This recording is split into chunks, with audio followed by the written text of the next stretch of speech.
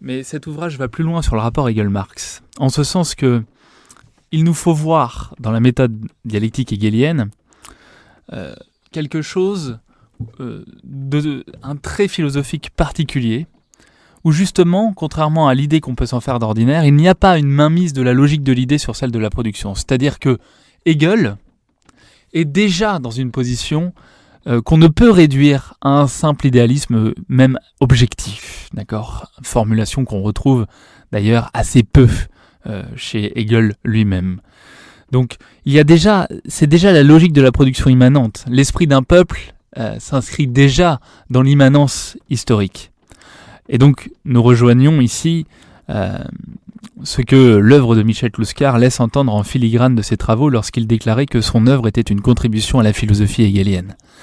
Cela signifie que dans le rapport Hegel-Marx, la distinction entre idéalisme d'un côté et matérialisme de l'autre, dans leurs deux acceptations vulgaires, n'a ni sens ni intérêt.